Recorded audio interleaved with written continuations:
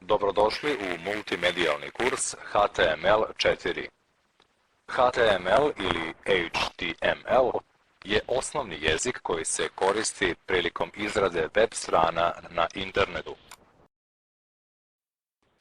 Pošto se informacije u fajlu Demo1 odnose na automobil Ford Mustang, u tekst treba ubaciti i simbol ovog automobila. On se nalazi u folderu. Tradicionalno mape se kreiraju korišćenjem specijalnih programa koji rade na serverima.